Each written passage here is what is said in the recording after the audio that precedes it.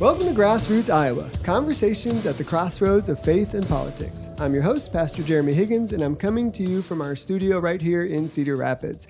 This is the show where we bring together real Iowans, that's people of faith, conviction, and courage who are stepping up to defend our values, to protect our freedoms, and to build a better future for our families, farms, and communities. No scripts or Washington insiders, just honest conversations that are grounded in principle and rooted in the rich Iowa soil.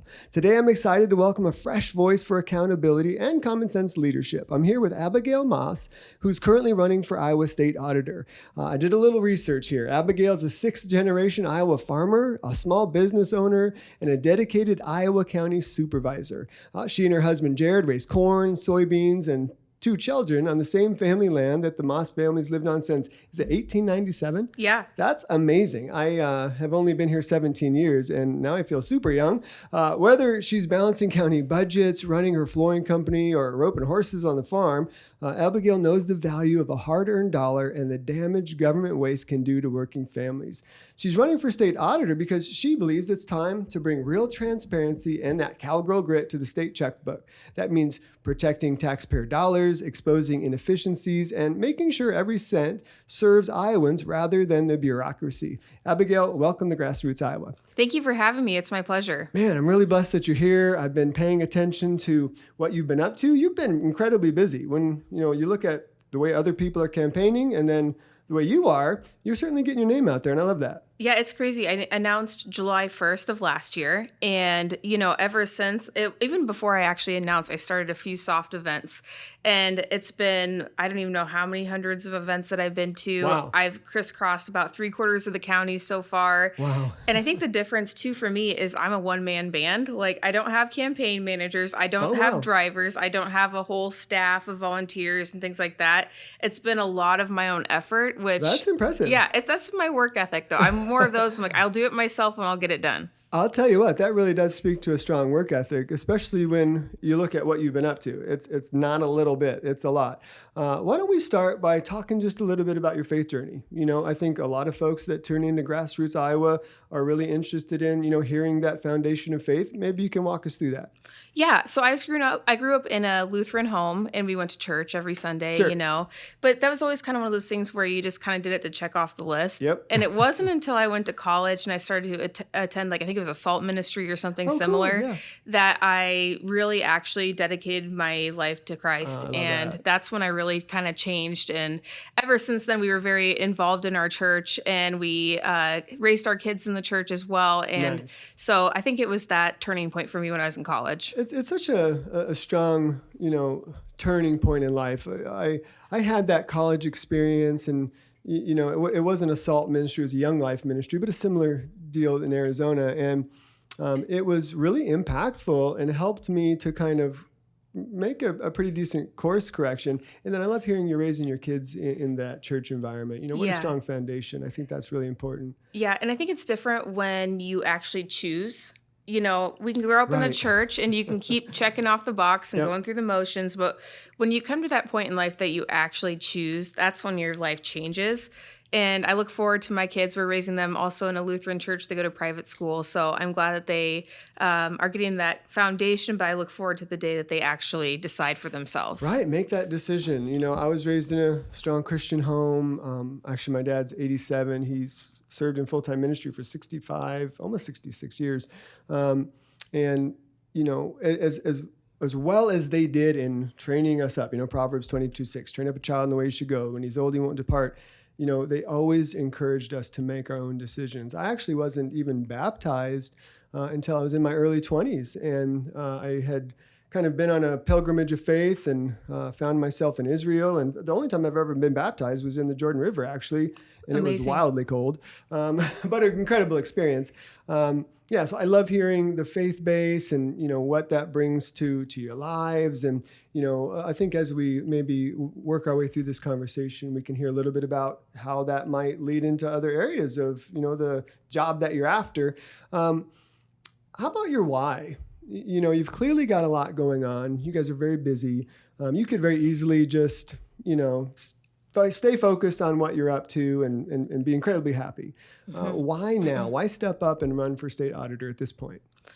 It's really, I mean, part of it's out of motivation, part of it's out of frustration. I'm really frustrated. As a county supervisor, I've already seen like what our county looks like, but I'm also certified through our state organization to mentor other county supervisors. Oh, wow. So I have a really kind of a big grasp from metropolitan counties to small counties, small towns to big cities. Right. What's going on with the property taxes? Right. And Big question. there's so much waste going on. I'm tired of seeing the latest case of city embezzlement pop across my screen at night. Like, why aren't we tackling this? This is 2026. Right. We need to treat this like a business and get down to figuring out what's going on with our dollars. So, at the time when I decided to run, it was about a year ago today almost. And cool. It's been on my heart for a long time. It's one of those things where God kept calling me to something. I didn't know what it would be.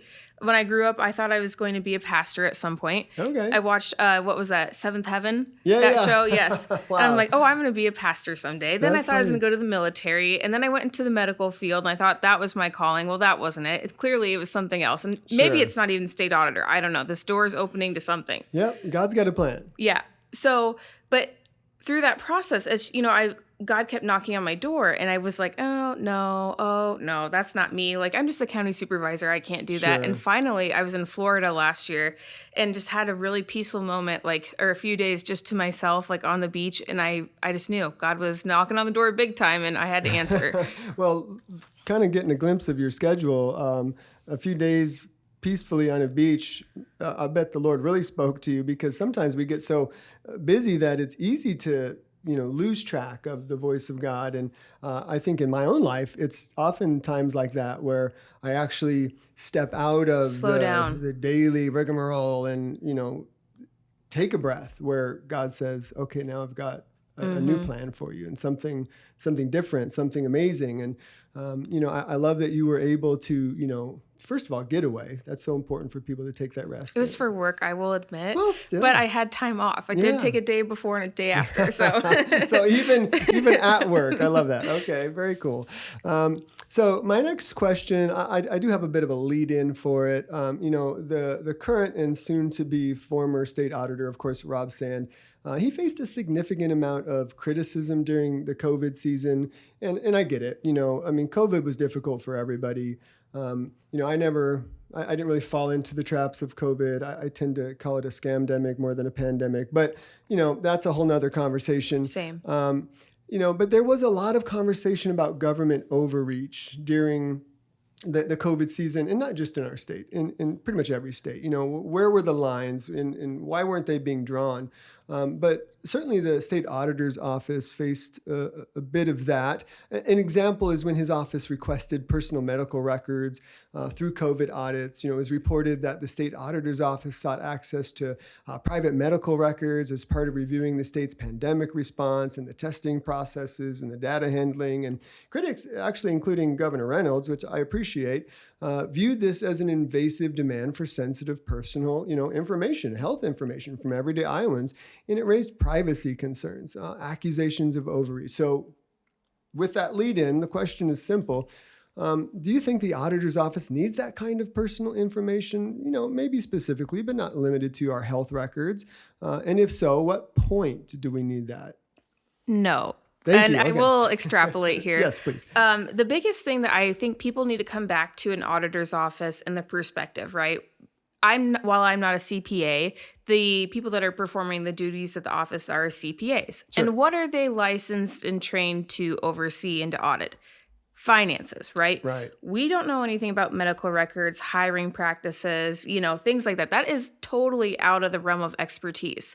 And so somebody requesting public or private health information to me is very strange, Right. because I don't know what kind of dots he was trying to connect.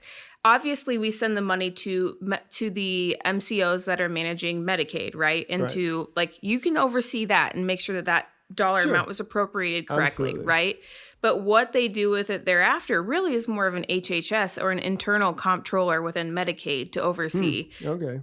Make sure, because every insurance company has audits within themselves. Like Sure. if, No, that if makes I sense. come in, break my arm, I might be subjected to a random audit of were you prescribed the right things? Were the diagnoses correct for the medications that were prescribed or the maybe the surgery that was performed? Like they do that already. That's their expertise. Right. But people that go to school to be a CPA have no business auditing medical records. Yeah, and I think there was some thought that they were after information like, who's getting the vaccines and which ones and who's not, maybe more specifically. And so I think for a lot of Iowans, there was a check in the spirit, so to speak, where, I think even during the whole COVID season, a lot of people that trusted government started to distrust government, and a lot of that can be traced back to experiences like that. And so I'm blessed to hear that you see the line there. And I think also it's important to understand that I believe transparency is important. I'm sure that's a big part of what your whole purpose is in stepping into this office would be understanding that there are inefficiencies, there's right ways and wrong ways to do things, and we want to try to clean the system up. But you hit the nail on the head. Like, what does that have to do with our health records to some degree? And so, and we're not educated or licensed to cover that, right? Right. We're just not. And that's where you leave it to the expertise, which are those internal comptrollers within those private organizations. That makes a lot of sense.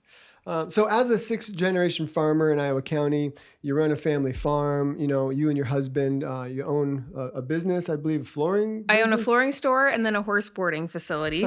You are wildly busy. Yes. And you serve as county supervisor. Let's not forget that. So how has that kind of multi-role, boots-on-the-ground experience shaped your understanding of how state government spending impacts everyday Iowans, I would say even especially farmers and small business owners? Yeah. So even one more thing to add to my resume of things. I don't do anything with it now, but I did go to pharmacy school. So I've been in the medical profession.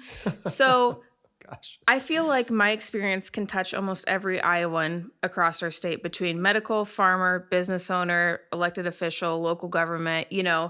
There's not a really an area that I haven't touched yet, right? And I've learned a lot from every one of those experiences and has shaped my vision for the state, right? And That's so unique too, though. Like being able to have, in a sense, so many forks and different fires. You really have a perspective of the state of Iowa that I don't think a lot of people have. Yeah. Farming really taught me the work ethic. When it's planting time or harvest time, you go. If it takes, run a night shift, I've done that so many times, you just do it, right? You got to do it. You got to make hay while the sun shines, as we always say. Right. So I think that taught me a lot of work ethic. And then that translated into my business. I didn't know anything about flooring. And a couple was retiring. They'd had the business for 28 years. And I decided we were looking for ways to diversify our farm income. And at the time, livestock wasn't the great option. Sure. Now I kind of wish I would have. Right. But anyways, I bought a flooring store of all things, learned how to do flooring. I got a lot of efficiency brought into that business just through apps and technology to the point where it shaved off 20 to 30 hours a week for me. Wow. Hired great employees, scaled to the point where I don't really have to deal with it on a daily basis. And that was really good too. So learning how to do that in that private sector role, like I know what to do when it comes to government as well. Right. I mean, there's a real kind of easy transition, obvious transition between what you just talked about, being able to, make something that was not really running efficiently and taking it and shaping it, molding it, and making it efficient. That really speaks volumes to me for sure. In honesty, I feel a little lazy sitting across from you. I feel like I'm a pretty busy person. I pastor the church here at Calvary. I'm the president of our school board and very involved in the running of our academy, Calvary Christian Academy. I own a tour company. I arrange large group tours to Israel for churches all over the nation, although not a lot traveling right now. Even right now, though, we're still very busy with that process. We've got a little small family homestead with donkeys and goats and chickens, and I'm thinking I need to get another fork in the fire. Oh, no, you have to be kind of crazy to do what I do. I'm impressed, though. It takes a certain kind of spirit to be able to keep those plates spinning and keeping them spinning effectively and efficiently. I think at times people are surprised that I'm able to, juggle what I have. But, looking at your record, because, before we got together, I spent some time kind of digging into you a little bit. And it's impressive how much you are able to accomplish while you keep all of that going, and the family. Let's talk a little bit about that, like with your husband and your kids. How much time are you able to really effectively put aside for them within all of this? Well, I will say it's been a little bit harder. So I did stay home with our kids and I raised them until they were about 5, and when they went to preschool, Sure. right? Yeah. So I loved being a stay-at-home mom, and it's really important to me. So I Yeah. put in a lot of my time then, especially being a farmer's wife. There were those harvest widow periods. So, Right. my husband has been amazing. He stepped right up when I told him I was going to run. He's been keeping the family going, keeping the farm going when I'm not there. And that's been a huge blessing. I'm like, well, I took Sure. my time, now it's, my time to shine a little bit just for a Yeah. year to campaign. Right. But I do try to make it home. In fact, it's so funny. One day, it was the first day of school, and I was up, I think in Sioux County or Lyon County, up in way northwest Iowa. And I was due in Harrison County the next night, which, obviously That's a was like trek. maybe 100 miles apart, Yeah. not even between those two. Well, I drove 6 hours home to see the first day of Oh, school, and then had to turn around, get back in my car, drive 4 hours back. And so I try to come home as much as I can. And what I do is I carve out days, or I carve out certain time periods. sure. And some people get frustrated with me because they really want me to come to something. And I'm Yeah. like, this is my time. And unless it's something like insanely urgent, I Right. block that off, and nobody can bother that. Man, that's key for sure. Not to that level, but we've had to set similar boundaries, within our lives in order to, keep our sanity, but also keep our functioning at a high enough level. My wife and I, and a lot of that is just being able to set those boundaries. This is the time that I've set aside for my family, and that's important. And this is the time that I've given to everything else, everybody else. And, being willing to say no to people is hard to do, It but is. it's so important. Boundaries are the only way I can function the way that I do. Because, I had to train my employees. There are certain times a day in which I can be reached, and certain days that I cannot, for the business or for the county Sure. or whatever. I have to compartmentalize my time, because otherwise I'm just drawn every which direction, and Yep. nothing gets done right. Nothing gets done efficiently. And so I've learned to draw up really big boundaries with people. And at first people don't like it, but they get used to it. And I Yeah. always remind people, no is a sentence. You don't have to explain anything further. I love that. I'm going to use that. Thank you.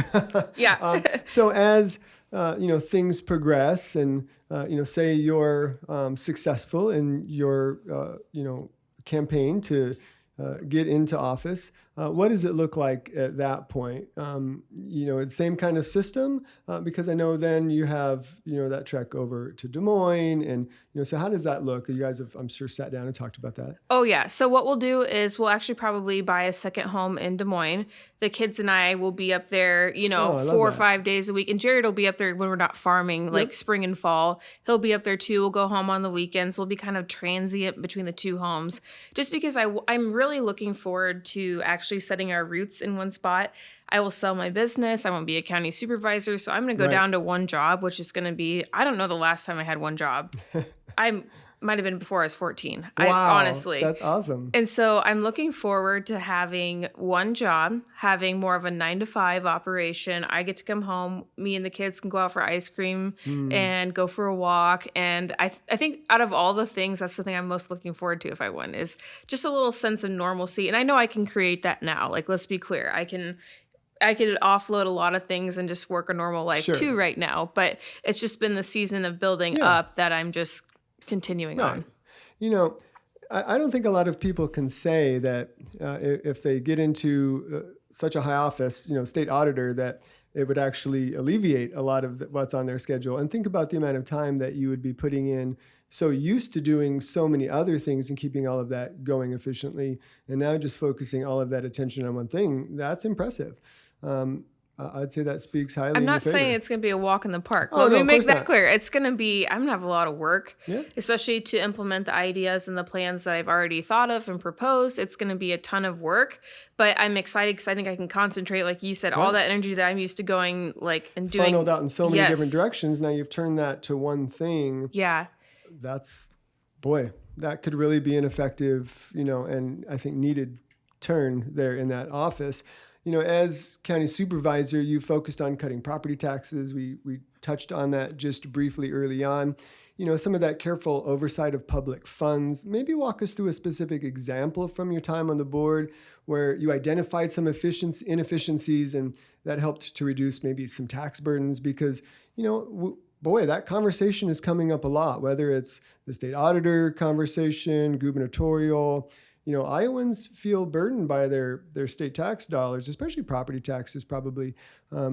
What do you think you can do to help in that realm? Well, I have two scenarios. You can tell me which one you want. I can tell you about finding fraud or finding inefficiency. Okay. Well, let's maybe tiptoe down both. Okay. Because there's probably yeah. Needs in both sides. Like the inefficiency part, I would say the biggest thing that I've done is target our ending fund balance over the years, because the problem was when department heads submitted their budgets, they would not zero base it, right? They would just take it, maybe add to a couple line items that they thought, I needed a computer or whatever, but they didn't actually take a hard look at what they were spending. And so what happened year over year is we were overtaxing the taxpayers. We would ask for, let's say, 10 million, right? But we'd only need 8 million. Right. And then that 2 million, it does carry over. It doesn't go away, but you don't know that when you're budgeting that fiscal year. Sure. You don't see that closure until you've already got your budget done. Right. And so I've worked really diligently over the last few years to really dial down that ending fund balance. A lot of it was department heads afraid to overestimate their revenue. Like you're bringing in $700,000 a year, but you're putting in $200,000. Why are we doing? And I get that you don't want to go negative, sure, but we have a balance. That's the whole point of an ending fund balance, is to be able to do a budget amendment to capture that, so that way you can stay afloat, right? Wow. So that was my inefficiency. I would say that's probably my biggest one, because that's where I've really shaved off some of the tax dollars that we were asking. Awesome. And then for fraud, I was put on the Board of Health because I went to pharmacy school my first year of being elected. And within about a week of interacting with that department, I just kind of had my heckles up. I'm like, I don't like this, because I asked every department head to meet with me. And being on that Board of Health, the public health department would not meet with me. And I'm like, well, this is kind of odd. Yeah. And so I know it's COVID, but there were masks, right? Right. And so I kind of was pushing on him and asking questions, whatever. Well, through a series of events during COVID, and we'll get him too far, there was 4 out of 5 of us on the Board of Health that decided it was a liability to be tied to that board, and we got off all in the same week, right? Sure. And so from there, I continued my pursuit on them as a county supervisors. I still continued to go to their meetings, ask them questions. Yeah. They didn't like it. I was not getting answers. And it wasn't until a FOIA, Freedom of Information Act, requested them on financial records. Then the public health director and the financial administrator both resigned. Oh, wow. They scrubbed their computers on their way out with our tax dollars. And then, wow. Yeah, you think we had a problem? Yeah. Right? Wow. And it was when I was asking about the revenue, and I'd been trying to get it on the agenda, and the chair would not let me get it on the agenda. And she'd ask me, what's your agenda with this? I'm like, I just want to talk about it and be able to ask questions and get answers. So I'm not getting answers, right? Well, turns out we hired a new public health director, and we'd not been billing Medicare, Medicaid, or the VA. I think the VA maybe just sparsely, for home health services that we were providing. Wow. And we were paying salaries and benefits to the tune of probably $400,000 to $500,000 a year. Wow. Why? We were avoiding an audit. And so, wow. Yeah, so new public health director comes in. Obviously, we start billing again because there's only so many days that you can capture back what we weren't billing for. And the headline across the state was Iowa County leads the state in home health violations. We had, I think, 34 in one audit. Oh, my goodness. And, through that process, I had the public health director send me a cease and desist letter about how I'm being defamatory, talking about it in a board of supervisor meeting about the facts of what's going on, right? And then I had the only Board of Health person that stayed on. She was the chair, sent me quite a scathing email. And she was kind of a family friend. And she even said that in her email. She goes, I thought good of you, but now I don't want my tax dollars wasted on your position. Oh, And you know that's what? when you know you're making a difference, though. Exactly. That's where I have both the letter and the email that she sent me hanging up in my office. I love Anytime that. I get blue, I go back to that. I can hang my hat on that. Because that's the thing I want to drive home with people is I'm not afraid of who I'm up against. I'm not afraid, family friend, you can be you can try to threaten to sue me and I'm going to pursue what is right. Right. And I'm not easily intimidated and I'm not going to pick sides. We're just going to get down to the bottom of it. Man, I really love that. I have a t-shirt that says I'm saved, not soft. And I think part of the problem in our, modern world today is people are afraid to get into the fight, and they don't want, people to say things that might negatively affect them or, potentially shine negatively in, the community about them. But when you don't do those things, if you're afraid of that, it's really hard to get to the heart of the matter, especially in a situation like that, being willing to, go against the tide in order to make a difference. And yeah, there's just not a whole lot of people that are willing to take on that fight, and for the right reasons. Well, and I think it's also because our society's become so litigious. There and, it is. Yeah. Now you can just sue anybody for looking at you the wrong way. That's true. And it doesn't mean you're going to win. Although the courts, they're kind of crazy sometimes. Yeah. But I think that's where society's gotten really backwards because now, we have freedom of speech, but you really don't because you get sued over it. Right. And that's where I just, I think that's why people get so scared to speak up and you have to be affirmed. That's why you just stick to the facts. Right. I'm really careful about how I word things and not to interject opinion, right? And I think that's... if it is an opinion, to make sure that it's assessed that way. I think that, Yeah. And I think that's really good for the state auditor's office, somebody that's cognizant of that, because we're going to get into a lot of things where, is this black and white illegal activity? No. Yeah. But is it what I call gray area spending, which isn't the best use of taxpayer dollars, but not explicitly illegal, right?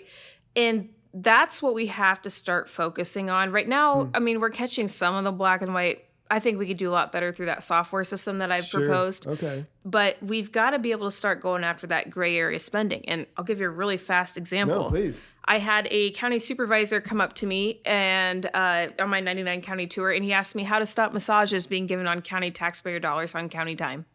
And it wasn't Johnson County or Lynn. Wow.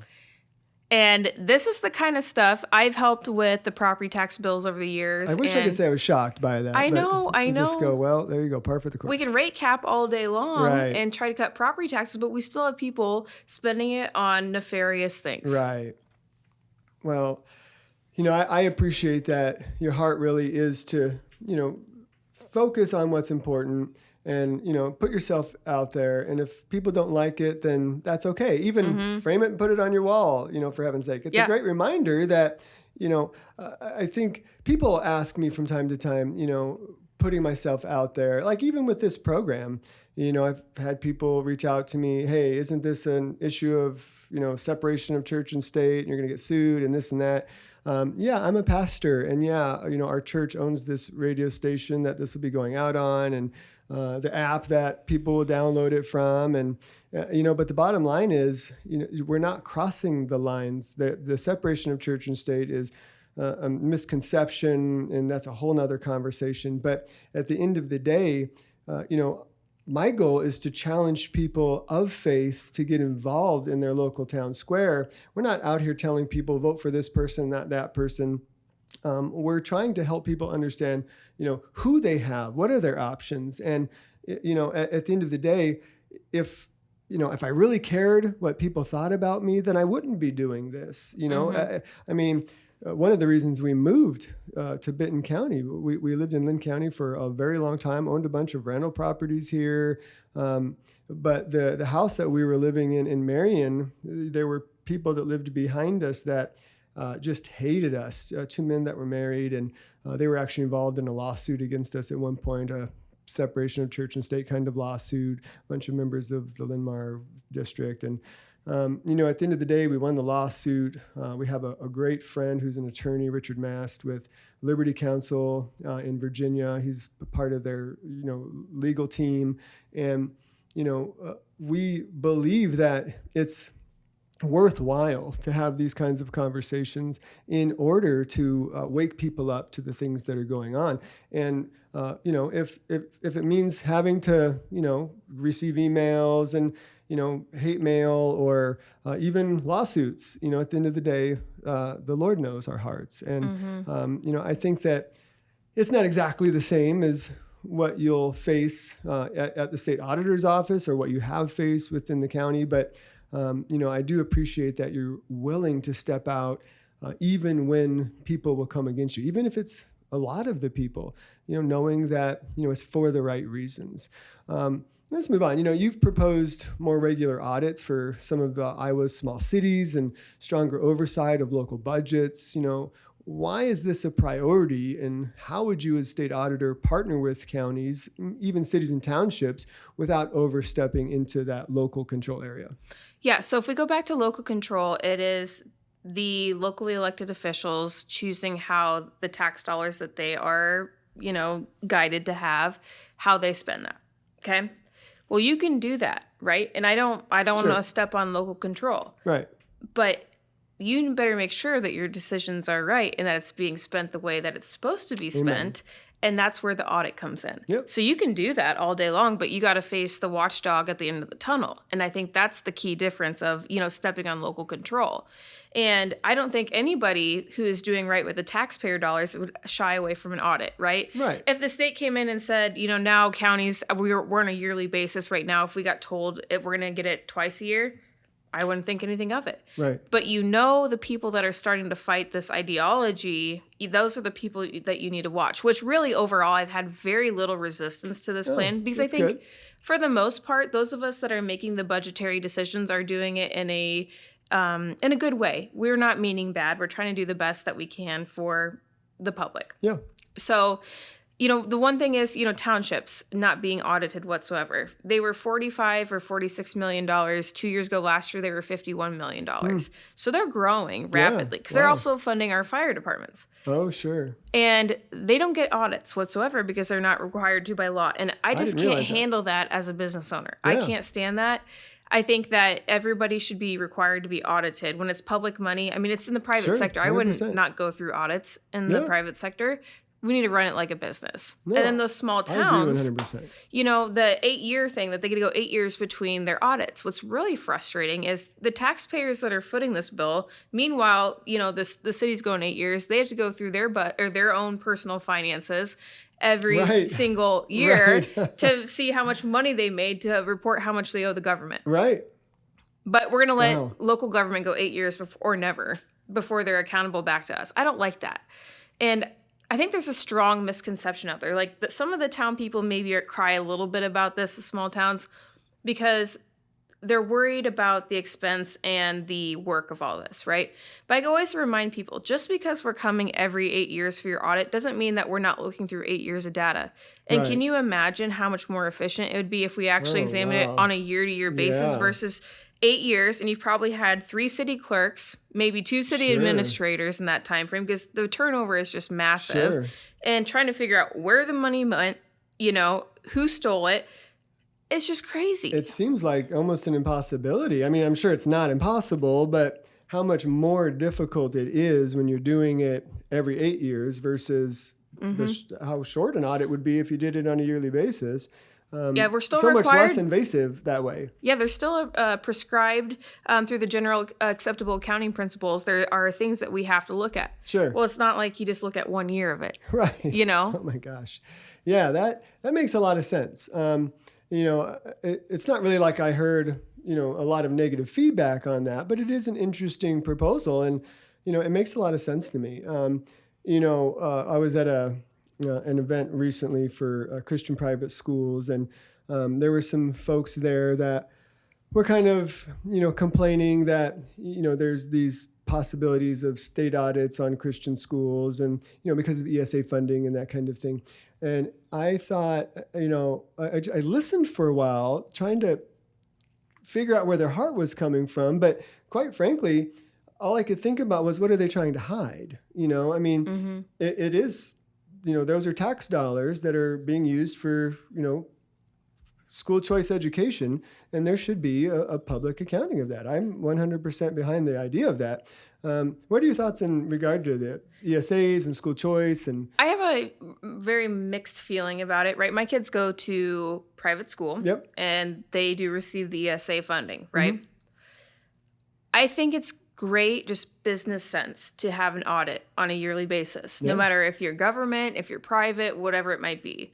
I think we could strike like a middle ground by saying, yes, ESAs should be audited, but maybe they don't need to be audited by the state auditor's office or by, and I'm not even saying the ESAs. The ESAs are audited, right? Yeah, because the Rob monies Sanders themselves are. But the schools, like these small schools, you should have a yearly audit. This is good business. It's actually like in your best interest. We're in the interest. process of doing our audit right now, and it's wildly invasive. And it's like, that's great. Praise the Lord. We want to be accountable. Transparency is such a key factor. Yeah. And if that school wants to turn it back to the members to show what I would think you would. 100%. Right. I think that's kind of the middle ground because, there's the difference of like the state coming in and doing all this. And the reality is they probably don't even have the time to do all that anyways. With all the additional schools, probably. Yeah. So I think that we should require the schools, to have an audit done. Does it have to be super public? Maybe not, but I think it should at least be turned over to those of us that accept the ESA money. I should be able to see what was done with my dollars. Yeah. Even as a church, we do, our yearly audit. We do a state of the church address. We actually just had it on Wednesday night. And we go through every penny that came in for the previous year, how it was spent. Everybody's invited. It's not just, and we're not a membership church, but we do think that transparency is important because, we're coming together as a body of Christ and giving together towards missions ministries, towards benevolence funds, and, obviously the upkeep of the property and things like that. And, wanting people to know that we're doing it the right way means a lot. And so it just makes sense to me that, through school choice and the ESAs, the schools would be behind that. And I love your I would idea. think, yeah, because it doesn't have to be the overbearing government doing it, but Sure. I think that they should be doing that and turning it over to us. It's not like I've heard it described before that the ESAs are like SNAP. You give the money to the consumer, which is me, and I decide how it's being spent, and it goes to the school. Right. Well, there's a difference between that and going to the grocery store and I'm picking out, bananas and apples, and I can audit my own receipts of what I spent it on. I think it would be valuable to the consumers that are receiving the ESAs to see what they're doing with our dollars. Because, it's a valid thing. 100%. And I don't think that, really, I wouldn't think that most of schools would shy away from that because they don't have anything to hide. I wouldn't think. Yeah.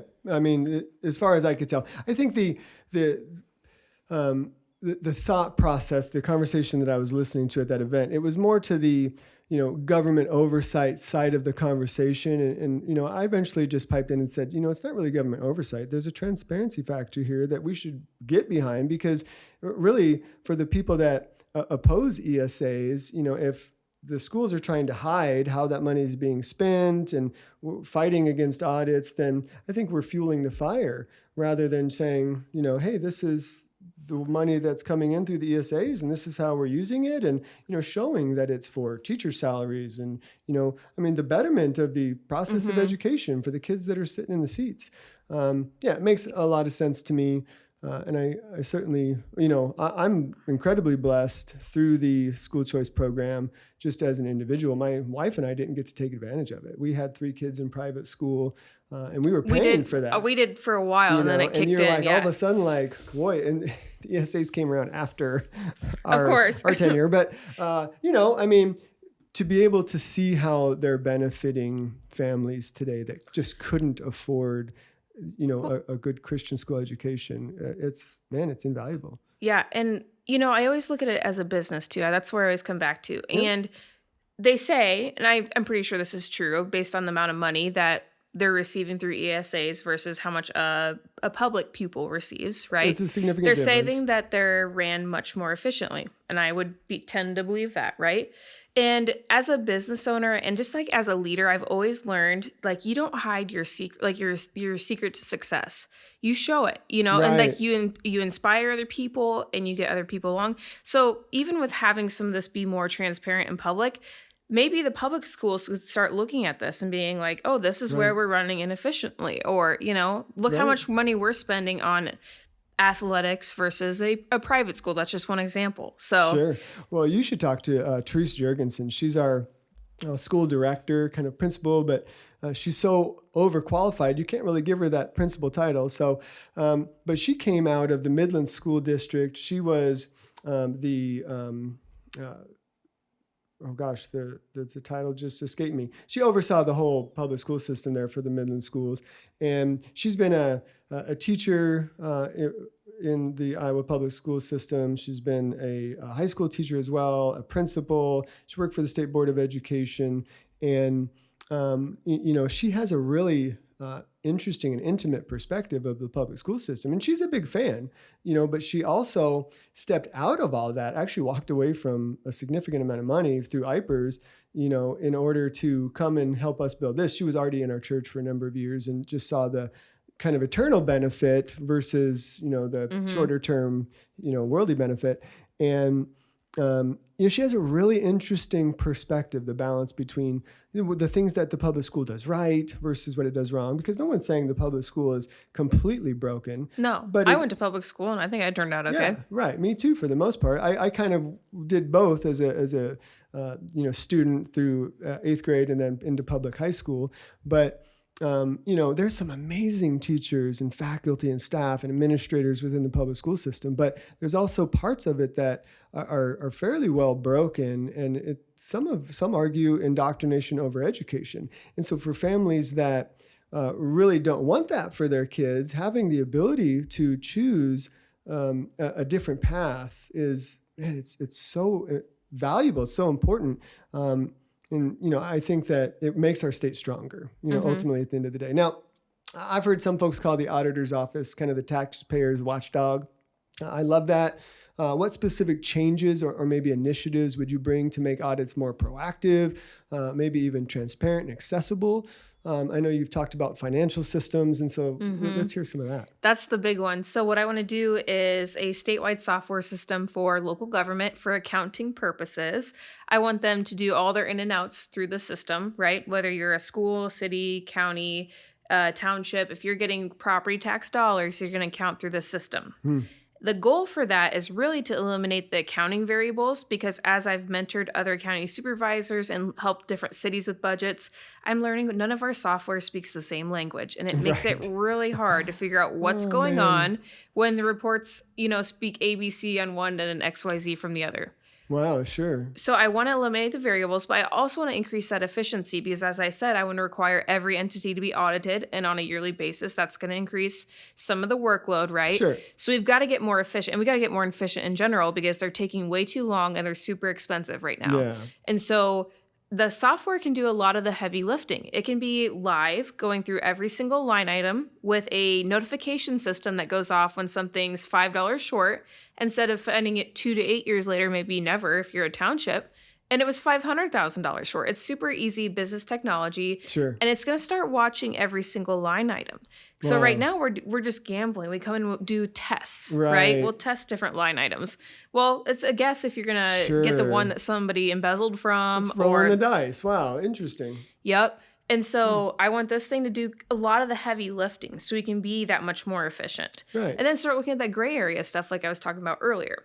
And then lastly, with the transparency, I want to turn this thing online so that way the public can see every single dollar that it's accounted for in their property tax system. That's huge. It's huge. And I think that's the way we remediate fraud, waste, and abuse. Sure. I would hope it'll naturally curb the appeal for someone to steal our waste money. Right. But if they continue to do so, giving massages or whatever it might be, you guys are going to see that. And you guys are going to get involved in that election and be like, get these guys out of here. Right. And so I think that's the best way that we do this, because I think if people saw, like, even some of the claims that come across my desk that I'm like, ooh, I don't want to say yes to this. Like, and Sure. I mean, we might not all agree on the board. I'm like, I don't like this.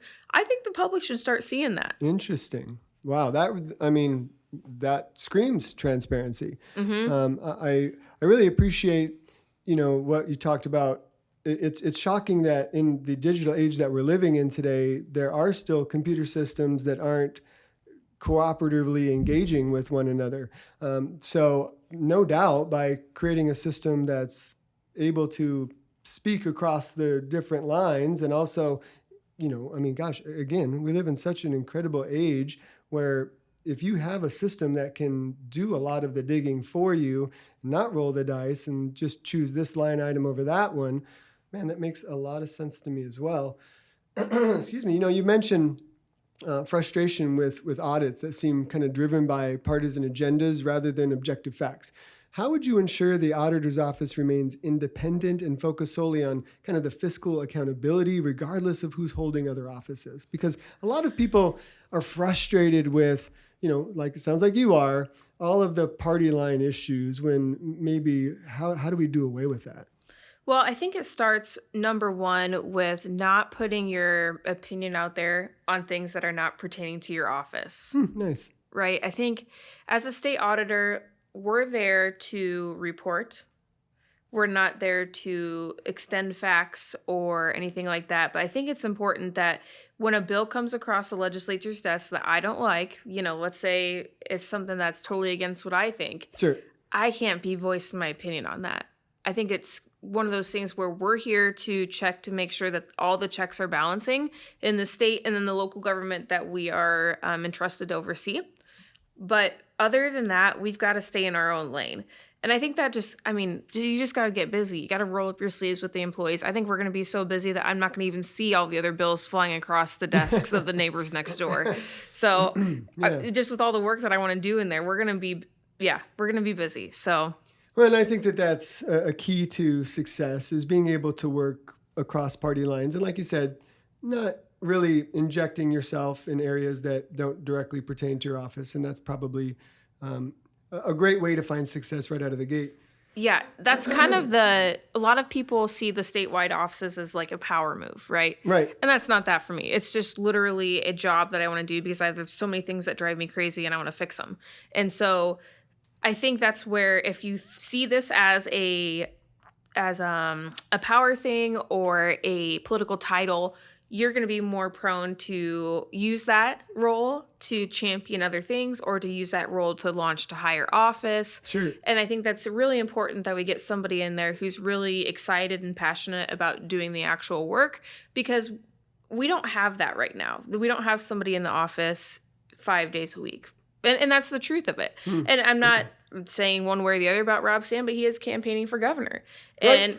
And if you look at his social media, you'll see he's not in the office. And I think we need somebody that's ready to be there for a good few terms, really sit down with the employees, listen to them, figure out what's working out, what's not, and then be right there next to them and support them along the way.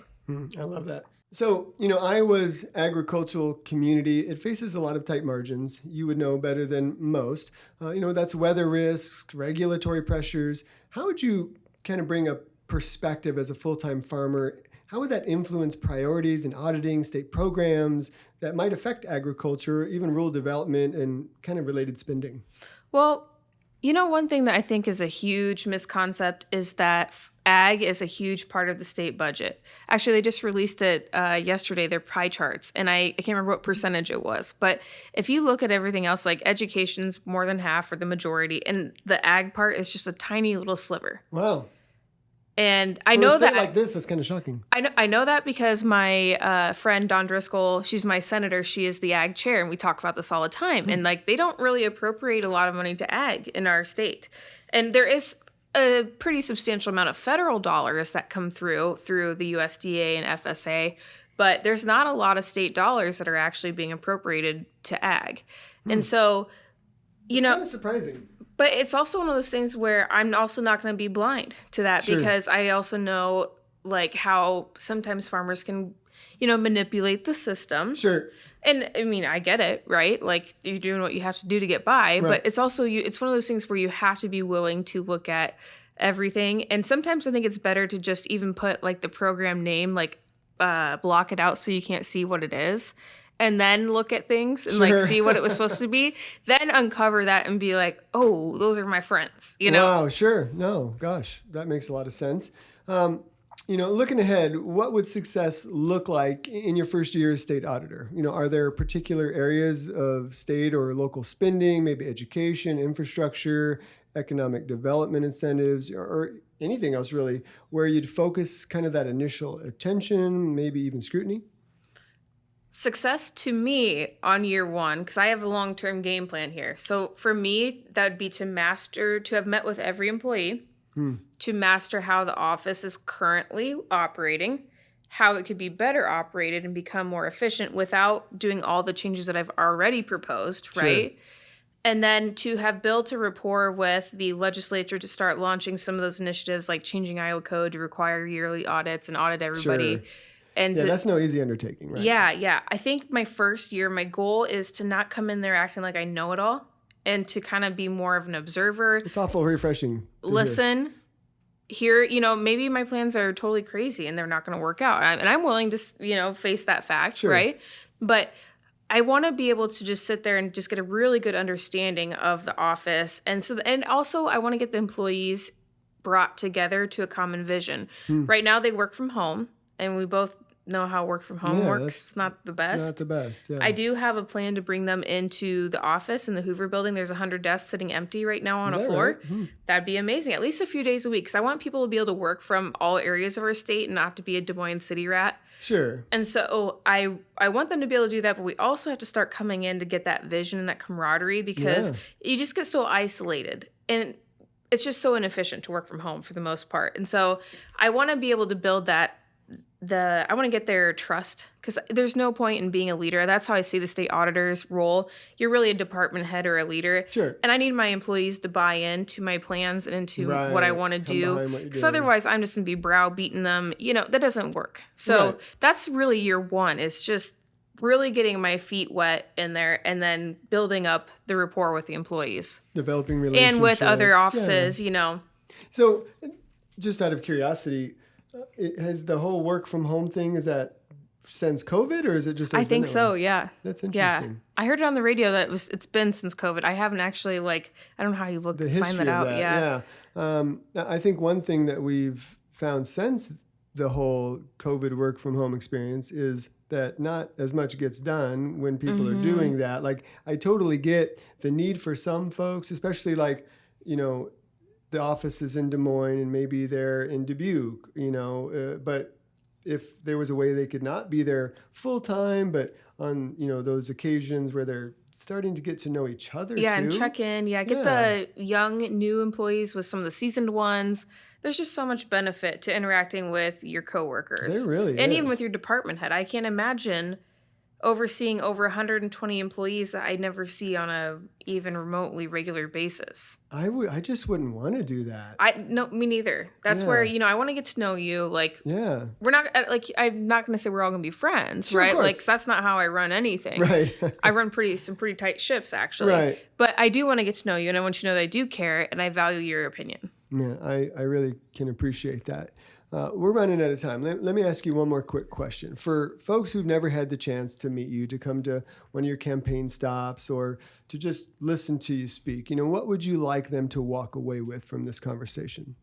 I hope that they see my passion for the office, and I hope they see that I'm not really doing this out of egotistical reasons. It's really something that I really care about. And I'm not here to boast myself or to further myself. I'm really here for the taxpayers, so that way they know their dollars are actually being watched and that they're being watched well. I think that's there's so much government mistrust. And I'm hoping to be the healer of that mistrust and get everybody kind of reunited again. And then from there, we can use all of my information that I'm about to give to you to further all the other legislation that we have. Sure. I love that. So, how can somebody out there listen to this, learn more about you? Website, that kind of thing? Yep, I am on Facebook on Maas for Iowa. Same thing with Instagram. I am on Twitter, but I'm just not into Twitter. I tried Twitter. I can't get the hang of it. I do have it, but I never use it. Yeah. And then I have a website, www.maas, for Iowa, spelled out, .com. Love it. I would encourage you guys listening, take some time, get to know Abigail Maas. She certainly has a heart for Iowa. This is a woman who is tireless in her endeavors to not only be an incredible wife and raise her children well, work on the farm and run businesses, but she's putting herself out there for the everyday Iowan, for the taxpayer. So I'd encourage you, take some time, get to know her. Again, that's maasforiowa.com, MAAS for Iowa.com. Until next time, we're so blessed that you tuned in. Have a blessed day.